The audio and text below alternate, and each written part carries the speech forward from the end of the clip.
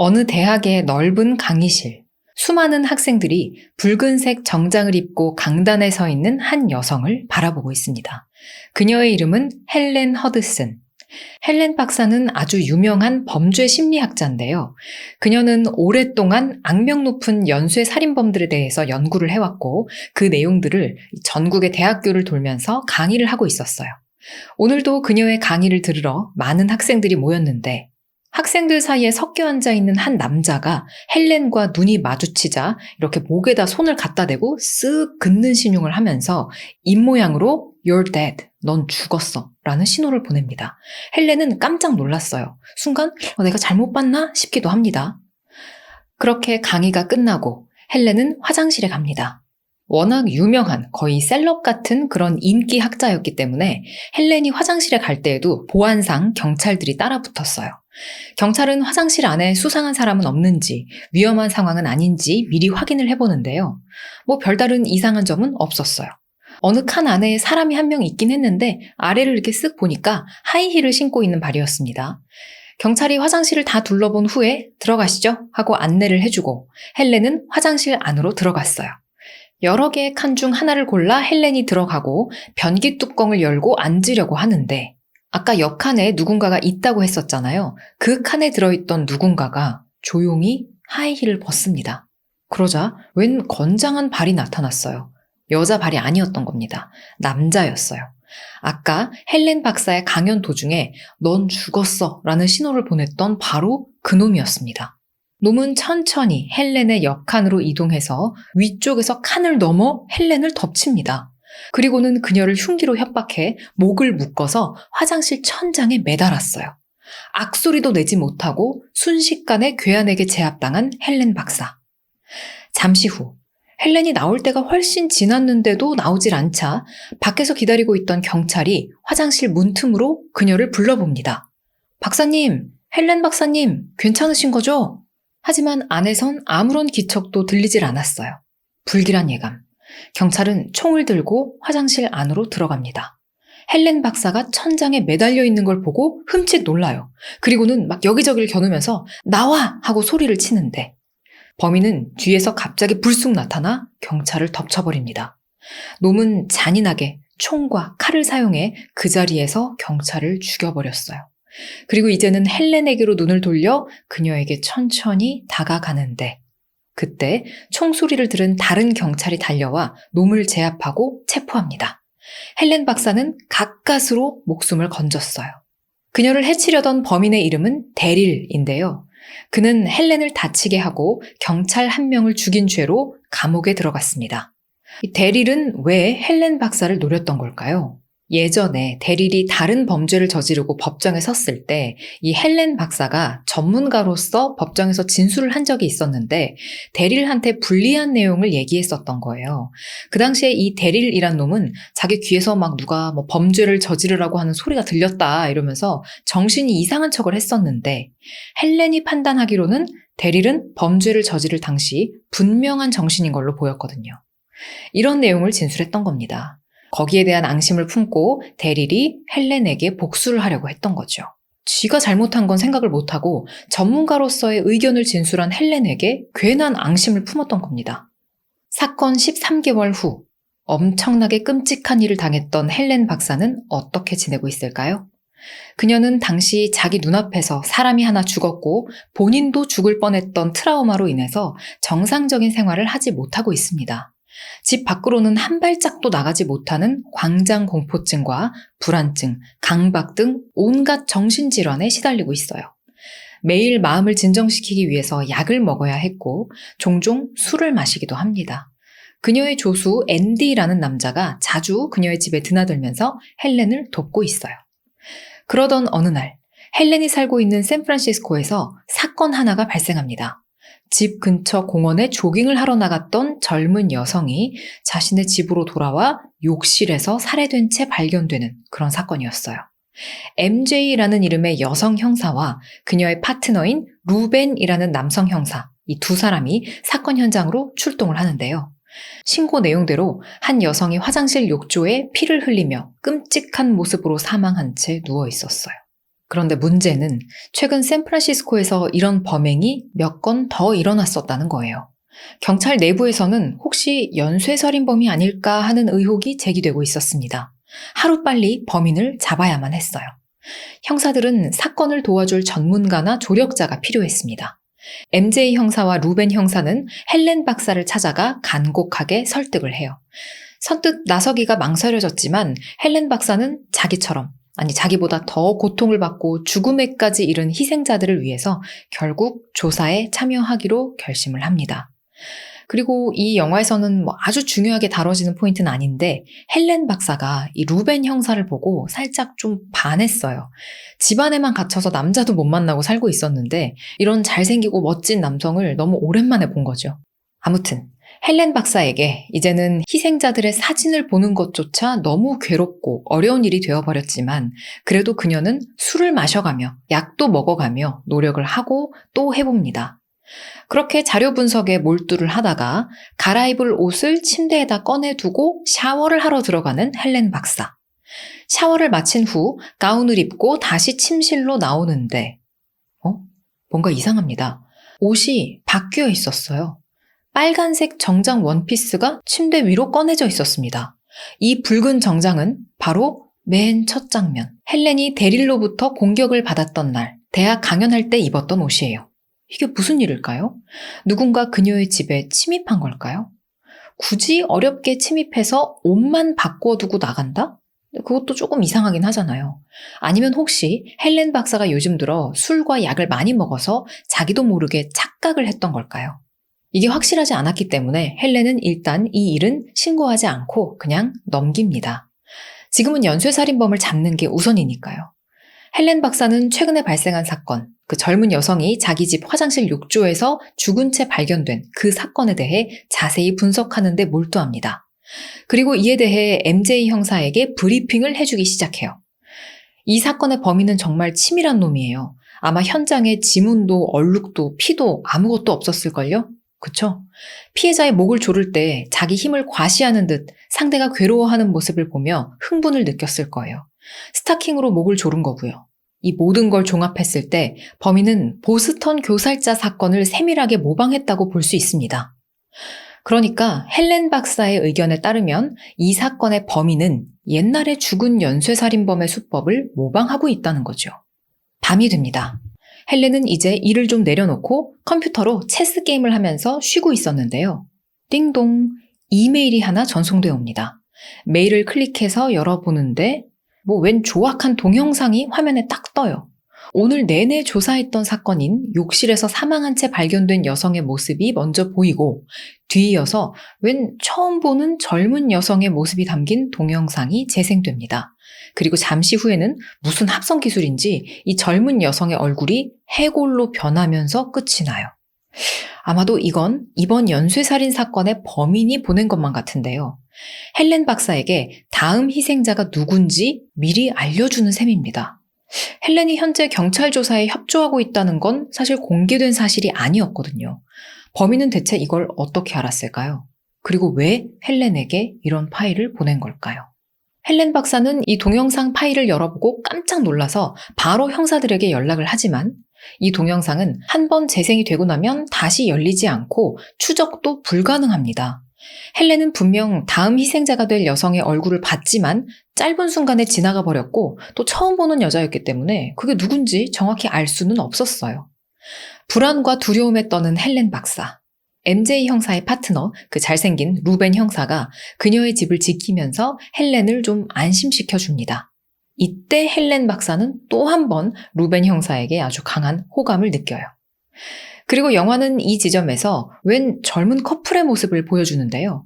아내와 남편인지 아니면 동거하는 남자친구, 여자친구 사이인지는 정확하게 알 수 없지만 아무튼 한 집에 같이 살고 있는 남녀 커플의 모습입니다. 밤이 되고 여자는 침대에 앉아서 혼자 TV를 보고 있어요. 남자는 아직 할 일이 남아있다며 자신의 작업실인 지하로 내려갑니다. 할 줄 아는 거라고는 공부밖에 없을 것 같은 굉장한 모범생, 너드남, 찐따남 같은 그런 캐릭터의 남성인데 그가 지하로 내려가 문을 열고 자기 작업실로 들어가는 순간 영화를 보던 관객들은 이 장면에서 깜짝 놀라게 됩니다. 그 방 안의 벽이 온통 최근에 죽은 여성 피해자들의 사진으로 도배가 되어 있었거든요. 그의 컴퓨터 화면엔 아까 헬렌이 보았던 다음 희생자가 될 여성의 모습도 띄워져 있었습니다. 그리고 그 화면 속 여성이 이 남자가 있는 지하실, 실험실 침대 같은 곳 위에 꽁꽁 묶인 채 누워 있어요. 소리를 내지 못하게 입은 막고 얼굴엔 비닐이 씌워진 채였습니다. 남자는 주사기를 꺼내 여자의 몸에다가 뭔가를 주입합니다. 이놈이 지금 샌프란시스코에서 일어나고 있는 연쇄살인의 범인이 맞는 것 같죠? 다음 날, 날이 밝고 그 찐따남의 지하실로 끌려갔었던 여성이 한 언덕 위에서 시신으로 발견됩니다.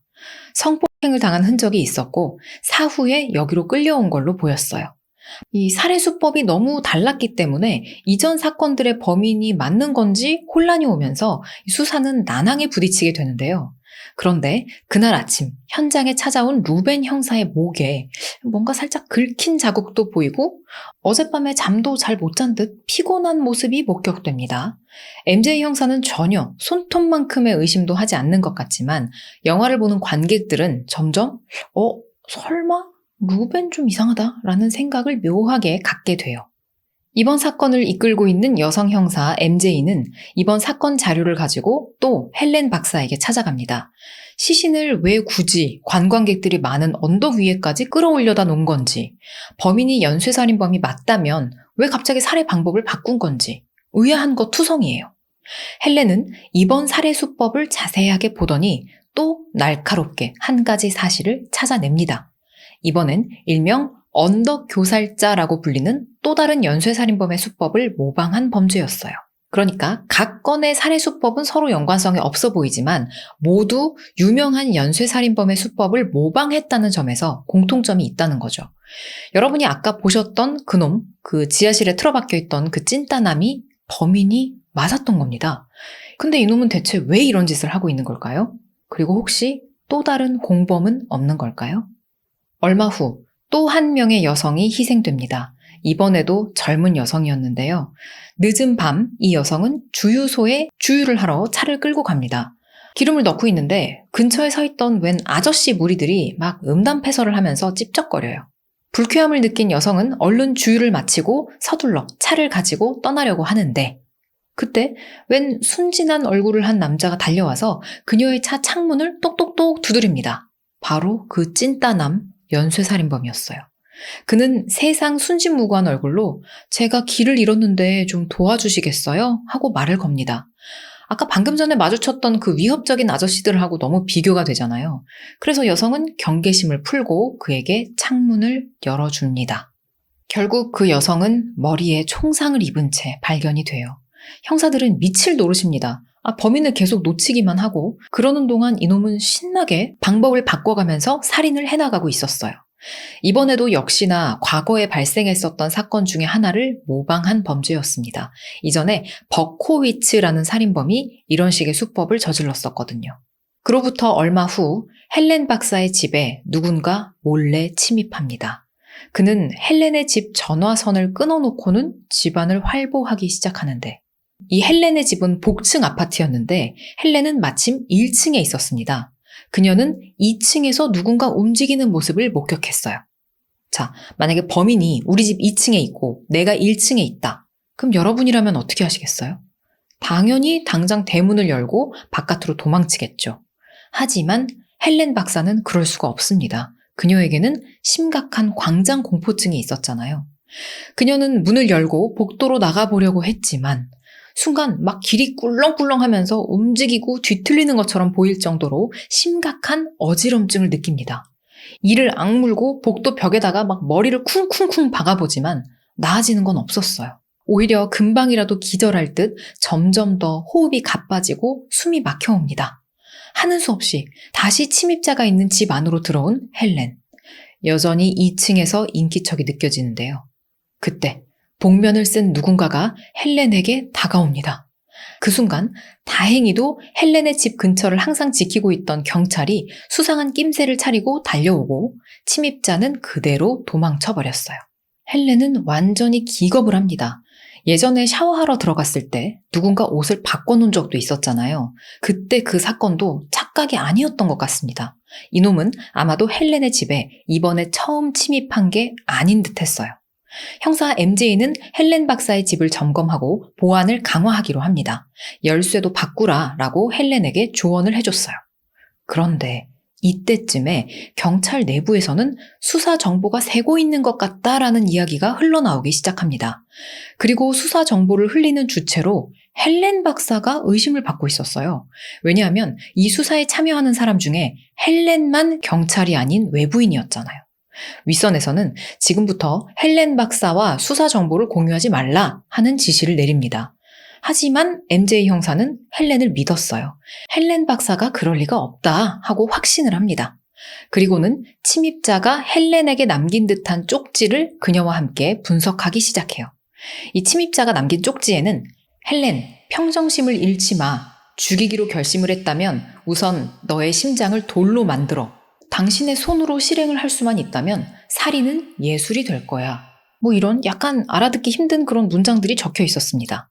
MJ 형사는 헬렌 박사와 함께 한 줄 한 줄 해석과 분석을 해보기 시작하는데 우선 맨 첫 문장을 보면 Don't lose your head 라고 쓰여 있어요. 직역하면 이제 너의 머리를 잃지 마인데 이게 평정심을 잃지 마라는 뜻이거든요. 헬렌은 이 문장을 잘 보면서 단어별로 쪼개서 분석을 합니다. 머리를 잃는다? 머리를 자른다는 건가? 그러면서 피해자의 머리를 자른 살인범들을 쭉 한번 나열해봐요. 다음 문장, 심장을 돌로 만들어라. 이건 분열을 뜻하고 뭐 이런 식으로 알아들을 수 없는 문장들을 좀 깊이 있게 분석을 해본 결과 범인은 지금 자신이 하는 행위가 예술이라고 사람들이 생각하길 원하고 있으며 지능이 상당히 좋고 꼼꼼하고 기술적으로 정밀도를 요하는 그런 직업을 갖고 있을 것이다. 여기까지 프로파일링을 진행합니다. 그리고 영화는 여기서 아까 그 연쇄살인범 찐따남이 근무하고 있는 모습을 보여주는데 헬렌 박사의 예상이 정확하게 들어맞았어요. 그는 무슨 연구소 같은 곳에서 연구원으로 일을 하고 있었습니다. 현미경으로 뭔가를 막 자세히 들여다보고 약을 제조하고 그런 일을 하고 있어요. 대체 이놈이 원하는 게 뭘까요? 그는 왜 젊은 여성들을 차례로 해치면서 헬렌 박사까지도 괴롭히는 걸까요? 설마 최종 목적이 헬렌인 걸까요? 그날 밤 헬렌은 잠자리에 들기 위해서 침대로 다가갑니다. 근데 이불 위로 꽤 크고 통통한 징그러운 개미 한 마리가 기어다니고 있는 거예요. 화들짝 놀랐는데 옆에 보니까 또 한 마리가 있고 그 옆에 보니까 또 한 마리가 있어요. 이불을 확 걷어보는데 그 안에 엄청나게 많은 크고 통통한 개미들이 완전 막 득식을 대고 있습니다. 헬렌 박사가 지금 스트레스를 받아서 헛것을 보는 것일까요? 아니요. 안타깝게도 이건 현실이었습니다. 개미들이 기어다니는 이불의 끄트머리에 웬 책이 하나 놓여 있었고 그 사이에는 책갈피처럼 손가락이 하나 덜렁 꽂혀 있었어요. 기절할 듯 놀라 당장 형사 MJ에게 연락을 하는 헬렌 박사. 이윽고 경찰들이 와서 개미떼를 싹 잡고 그게 무슨 책인지 펼쳐서 한번 살펴봅니다. 책의 제목은 칼과 내 인생. 누가 쓴 책일까요?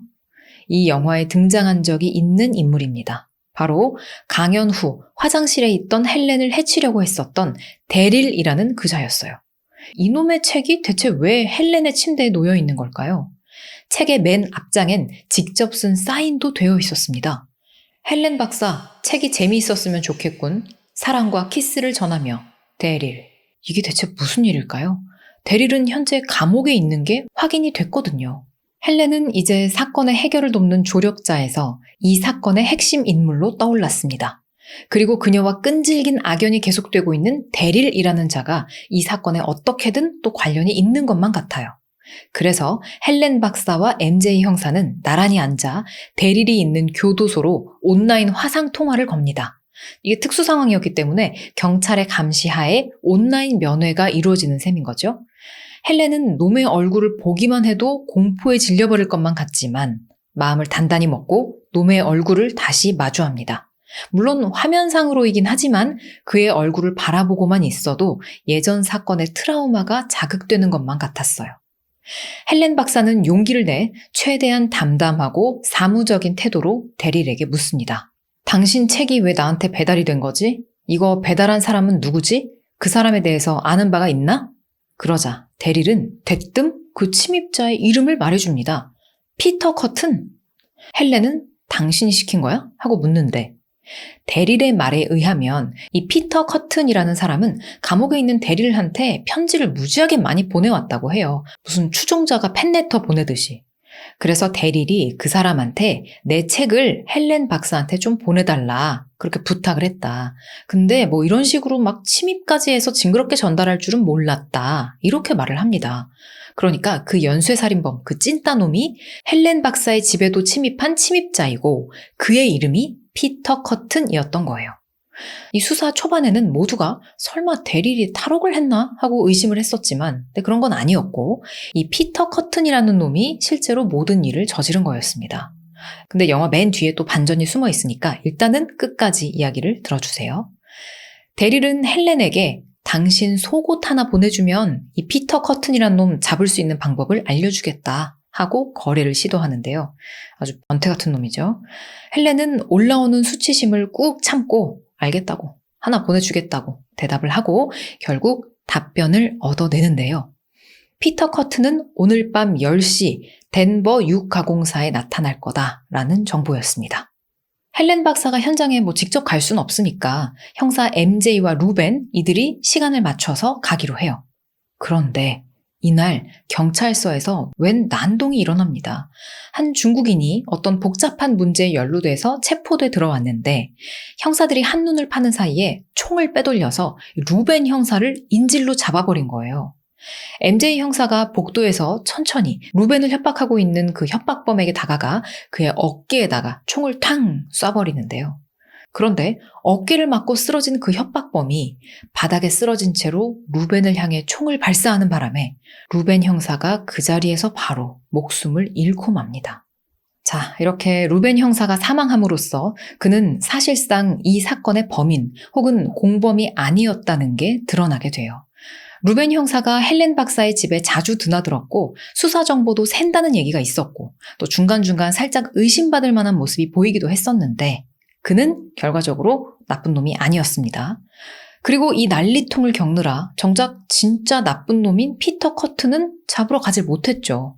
몇 시에 어디에 나타날 거다라는 것까지 알아냈는데도요. 헬렌은 소식을 듣고 안타까워합니다. 범인을 못 잡은 것도 안타까웠고 계속 얼굴 보면서 지내왔던 그 멋진 루벤 형사가 사망했다는 소식도 너무나 슬프고 충격적이었죠. 이제 빨리 이 피터 커튼이라는 범인을 잡아야만 했어요. 그날 밤 비서가 외출을 하고 헬렌이 혼자 집에 있는데 웬 전화 한 통이 걸려옵니다.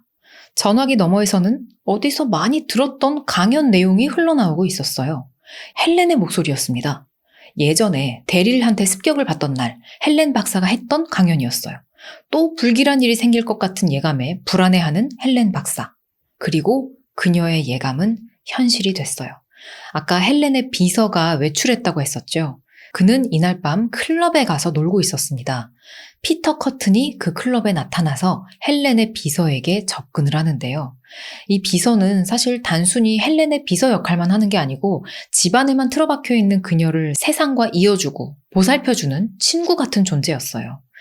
피터 커튼은 그에게 접근해 약을 먹이고 어딘가로 끌고 가는데 이런 상황을 전혀 모르고 있는 헬렌 박사는 아까 전화기 너머에서 들었던 그 강연 내용을 듣고 당시에 내가 어떤 내용으로 강연을 했더라 하면서 강연 자료를 다시 한번 꺼내봅니다. 근데 거기서 이 연쇄살인범 피터 커튼에 대한 힌트가 나왔어요. 그가 매번 다른 범인들을 모방하고 있었잖아요. 그 순서를 알게 된 거죠. 그날 강연에서 헬렌 박사가 언급했던 연쇄살인범의 순서대로였습니다. 보스턴 교살자도 있었고 언덕 교살자도 있었고 버코위츠라는 범인도 언급을 했었거든요. 이 순서대로라면 이 다음 순서는 다머라는 살인자, 그 다음에는 테드 번디라는 살인자를 모방할 차례였습니다. 여기서 영화 제목 카피캣을 떠올려 보면 이제 이해가 가게 되죠. 누군가를 따라하고 모방하는 사람을 뜻하는 말이니까요. 놈은 이제 다머라는 살인범을 따라서 남성 피해자 한 명을 죽이고 그 다음에는 테드 번디처럼 여러 명의 여성들을 살해할 게 분명했어요. 예상하신 대로 다머라는 살인범처럼 남성을 죽여야 됐는데 이때 희생된 남성은 바로 헬렌의 비서였습니다. 헬렌은 큰 충격을 받고 힘들어하는데요. 하지만 이대로 손 놓고 슬퍼만 하고 있을 순 없었어요. 이 다음에 또 살인사건이 일어날 게 분명했으니까요. 안 좋은 사건들이 연이어 일어났지만 드디어 수사에 한 줄기 빛이 보이기 시작합니다. 헬렌의 조수와 사건 당일 밤 함께 있었던 친구가 그 조수를 데리고 나간 남자의 얼굴을 기억했던 거죠. 이렇게 범인이 피터 커튼이라는 사람이라는 걸 알아낸 경찰은 그의 집으로 찾아가서 주변을 삥 둘러싸고 방송을 합니다. 넌 이제 도간에 든 쥐다. 두 손을 들고 밖으로 나와라. 하지만 경찰이 진입하기 전 그 집 지하실로부터 불길이 확 치솟으면서 집 전체가 다 타버렸어요. 증거가 다 사라진 겁니다. 아까 그 찐따남 피터 커튼과 동거하는 걸로 보였던 그 여성도 죽은 채 발견이 됐어요. 자신에 대한 어떤 증언을 할 거라고 생각을 했는지 비열하게 여자친구까지 죽여버리고 불을 지른 후 달아났던 거죠. 그렇다면 그 범인 피터 커튼은 지금 어디에 있을까요? 한편 집에서 초조하게 범인의 체포 소식을 기다리고 있던 헬렌 박사. 그때 누군가 똑똑 그녀의 집 문을 두드립니다. 그 문에 달린 렌즈로 바깥을 이렇게 내다봤더니 헬렌의 집을 늘 지키고 있는 경찰이었어요. 헬렌이 화장실 쓰시게요? 하고 문을 열어주는데 이 경찰 뒤에서 그에게 칼을 겨누고 있던 피터 커튼이 불쑥 안으로 들어옵니다. 그는 경찰을 죽여버리고 헬렌에게 확 달겨들었어요. 그리고는 뭔지 알 수 없는 약물을 주사합니다. 그렇게 정신을 잃고 마는 헬렌. 피터 커튼은 예전 헬렌 박사가 데릴에게 당했었던 그 대학교 화장실로 헬렌 박사와 방금 자기가 죽인 그 경찰을 싣고 갑니다. 이번엔 예상을 깨고 데릴을 모방하기로 한 거죠. 피터 커튼은 데릴의 책에서 읽은 대로 그날의 상황을 똑같이 연출했어요. 심지어 그날 화장실 바깥을 지키다가 헬렌을 구하기 위해서 화장실로 들어와준 그 경찰 한 명이 데릴의 손에 의해서 죽었잖아요. 방금 죽인 경찰을 화장실 바닥에 눕혀놓고 그때 그 상황까지 똑같이 연출을 합니다. 잠시 후 범인 피터 커튼이 남긴 힌트를 보고 이곳에 도착한 MJ 형사.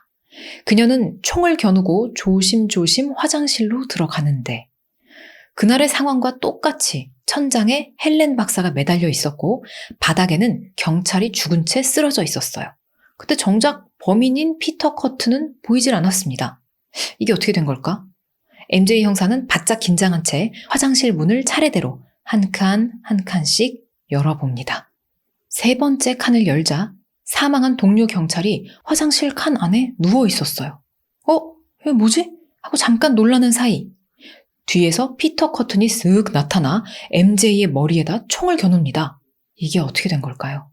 이 피터 커튼은 미리 준비한 경찰복을 입고 MJ가 여기 도착하기 직전에 죽은 경찰인 것처럼 화장실 바닥에 누워 있었던 거예요. 진짜 죽은 그 경찰은 화장실 칸 안에다가 숨겨두고요. 그렇게 MJ 형사와 범인 피터 커튼은 격렬한 몸싸움을 하고 MJ 형사가 범인의 총에 맞아 쓰러집니다. 피터 커튼은 자신이 원하는 방식대로 헬렌을 죽이고 싶은데 헬렌 박사는 이제 그의 시나리오대로 되지 않도록 스스로 매달려 있던 줄을 쪼여서 죽어버리려고 시도를 합니다. 하는 수 없이 헬렌의 목을 맨 줄을 탁 끊어버리는 범인. 화장실 바닥으로 쾅 떨어진 헬렌은 이 틈을 타 옥상으로 도망치고 범인은 따라갑니다. 이렇게 헬렌이 범인의 손에 죽을 위기에 처하는데 어깨에 총을 맞긴 했지만 옷 안에 입었던 방탄조끼 덕분에 심장에는 총을 맞지 않았던 MJ 형사가 뒤늦게 나타나서 피터 커튼을 쏴버리며 상황은 마무리가 됩니다. MJ 형사는 자기가 막 머뭇거리다가 동료 형사인 루벤이 죽었다라는 그런 죄책감에 시달리고 있었는데 그래서인지 이번엔 아주 가차없이 이 범인 피터 커튼의 심장을 빵빵빵 정확하게 쏴버렸어요. 그리고 영화는 마지막으로 감옥에 있던 데릴의 모습을 보여주면서 끝이 나는데요. 그는 피터 커튼이 헬렌 박사를 죽이지 못하고 결국 사망해버렸다 하는 소식을 듣게 됩니다. 그러자 그는 이번엔 또 다른 사람에게 헬렌 박사를 죽이라고 종용하는 편지를 쓰고 있어요. 결국 이 모든 걸 조종하는 사람은 헬렌에게 아주 깊은 원망을 품은 데릴이었던 겁니다. 오늘의 영화는 카피캣이었습니다. 영화를 직접 보시면 MJ 형사랑 루벤 형사 간의 동료로서의 서사도 있고 MJ 형사의 예전 전 남친도 이제 여기서 같이 근무를 하는데 그가 이 두 사람 사이를 질투하는 이야기도 있고 등등. 사실 이 메인 사건과 관계없는 이야기들도 조금 나오는데요. 그 사람들이 다 혹시 하면서 범인으로 의심받게 하려고 이야기에 심어둔 건지 아니면 그냥 캐릭터를 더 풍성하게 하려고 한 건지 잘 모르겠지만 저는 개인적으로 약간 얘기가 너저분해진다라고 느꼈어서 요약에서는 그런 거 다 뺐습니다. 사실 오늘 새벽 2시에 자서 3시간 자고 5시에 다시 일어났거든요. 지금 새벽 6시인데 편집 빨리 끝내서 이따 오전에 올릴 수 있게 해보겠습니다. 이따 만나요.